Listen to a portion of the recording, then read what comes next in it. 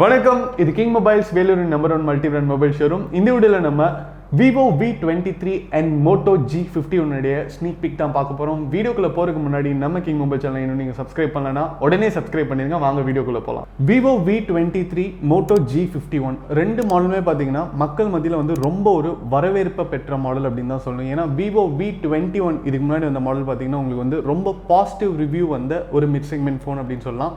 அதே மாதிரி தான் Moto G51 வந்து ஒரு மிட் செக்மெண்ட்ல வந்து நல்லா பெர்ஃபார்ம் பண்ணக்கூடிய ஒரு ஃபோன் அப்படின்னு சொல்லலாம். அப்படி இருக்கும்போது இந்த ரெண்டு மாடலுமே வந்து டிசம்பர் மாதம் லான்ச் ஆக போகுது அப்படின்னு சொல்லியிருக்காங்க. அதில் வந்து என்னென்ன ஸ்பெசிஃபிகேஷன்ஸ் இருக்க போகுது, என்ன ப்ரைஸ் இருக்க போகுது அப்படிங்கிற ஸ்னீக் பிக் தான் இந்த வீடியோவில் வந்து டீட்டெயிலாக பார்க்க போகிறோம். ஃபஸ்ட்டு நம்ம பார்க்க போகிற ஃபோன் பார்த்தீங்கன்னா Vivo V23.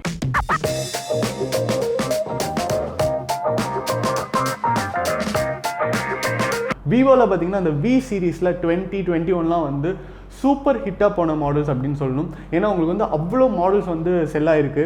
அண்ட் வாங்கினவங்க எல்லாருமே வந்து பாசிட்டிவ் ரிவ்யூ தான் சொல்லியிருக்காங்க. அப்படி இதில் வந்து என்ன நல்லா இருக்குது அப்படின்னு கேட்டிங்கன்னா, இது வந்து ஒரு மிட் செக்மெண்ட் ஃபோன். ப்ரைஸ் வந்து உங்களுக்கு வந்து ரொம்ப ஜாஸ்தியாக இருக்காது.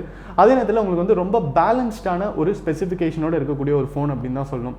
ஃபார் எக்ஸாம்பிள் இப்போ Vivo V23 உங்களுக்கு வந்து டிஸ்பிளே பார்த்தீங்கன்னா 6.4 inch 5 inch இருக்கும் அப்படின்னு சொல்லியிருக்காங்க. ஒரு ஸ்டாண்டர்டான சைஸ் AMOLED டிஸ்பிளேயோட வருது அப்படின்னு சொல்லியிருக்காங்க. ஸோ AMOLED அப்படிங்கனால உங்களுக்கு வந்து ஷார்ப்னஸ் வந்து ஜாஸ்தியாக இருக்கும். அதே நேரத்தில் ரிஃப்ரெஷ் ரேட் பார்த்தீங்கன்னா 90 Hz ரிஃப்ரெஷ் ரேட்டோட வருது அப்படின்னு சொல்லியிருக்காங்க. ஸோ ஒரு வருஷத்துக்கு முன்னாடி வரைக்கும் பார்த்தீங்கன்னா உங்களுக்கு வந்து இருக்கிறதுலே மேக்ஸிமம் ரிஃப்ரெஷ் ரேட் வந்து 120 Hz தான். அந்த 120 Hz உங்களுக்கு வந்து கேம் விளையாடும் போது மட்டும்தான் ஆக்டிவேட் ஆகும். மற்ற நேரம்லாம் உங்களுக்கு வந்து 90 Hz ரிஃப்ரெஷ் ரேட் இருந்தாலே போதும் அப்படின்னு சொல்லுவாங்க. ஸோ Vivo V23 வந்து 90 Hz ரிஃப்ரெஷ் ரேட்டோட வருதுன்னு சொல்லியிருக்காங்க.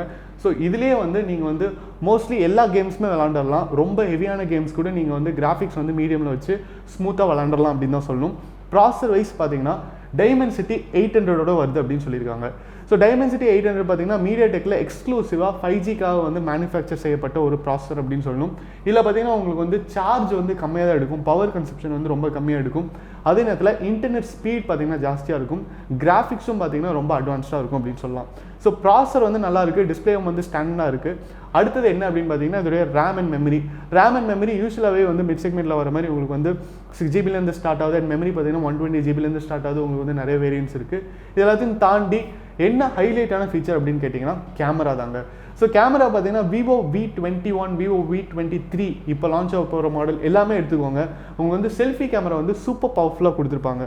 நீங்கள் வந்து மற்ற கம்பெனிஸ்லாம் எடுத்துக்கிட்டிங்கன்னா ஒரு 60,000 65,000 நீங்கள் ஃபோன் வாங்கினீங்கன்னா கூட செல்ஃபி கேமரா வந்து 16 MP கொடுத்துருப்பாங்க, இல்லைனா 32 MP கொடுத்துருப்பாங்க.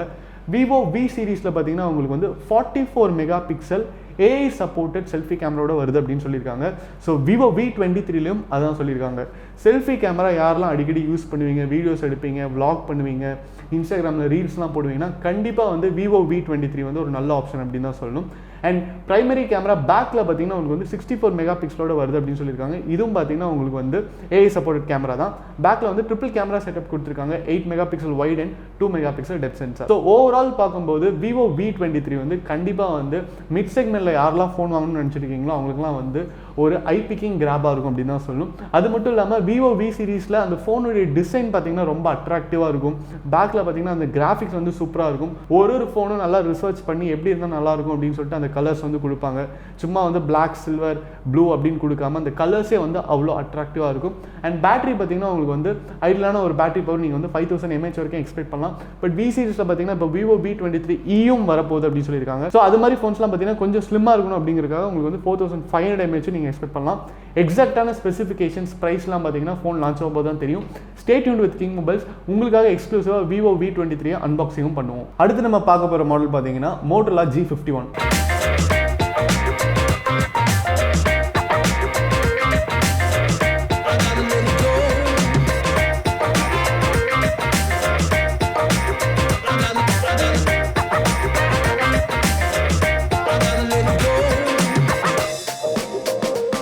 மோட்டோவில் வந்து கடந்த சில வருஷங்களாக ரொம்ப கன்சிஸ்டண்ட்டாக வந்து நிறைய மாடல்ஸ் வந்து லான்ச் பண்ணிட்டு இருக்காங்க அப்படின்னு தான் சொல்லணும். கூடி சீக்கிரத்தில் வந்து மோட்டோவில் வந்து திரும்ப வைரலாக இருக்கும் வாய்ப்பு இருக்குது. எங்கே பார்த்தாலும் மோட்டோவில் ஃபோன்ஸாகவே இருக்கிறதுக்கும் வாய்ப்பு இருக்குது அப்படின்னு தான் சொல்லணும்.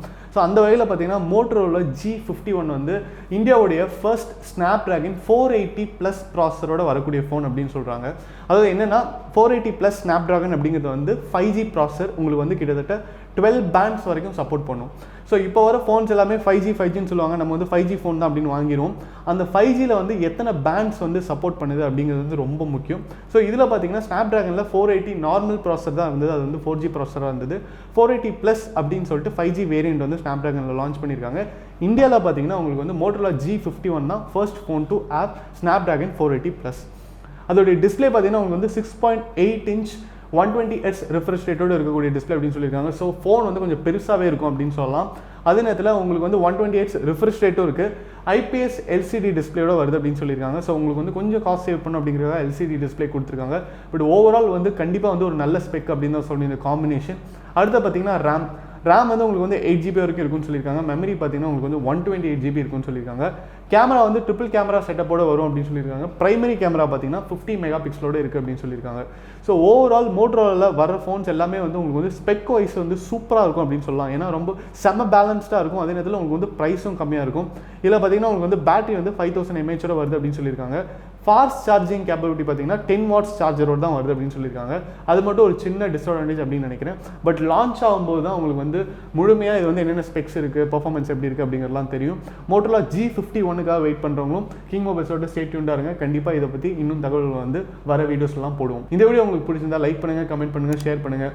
இது மாதிரி நிறைய டெக் அப்டேட்ஸ், மொபைல் அன்பாக்சிங் வீடியோஸ்லாம் பார்க்க நம்ம கிங் மொபைல் சேனலை சப்ஸ்கிரைப் பண்ணுங்கள். அடுத்த வீடியோவில் உங்களை சந்திக்கிறேன். Until then, it's bye from DK.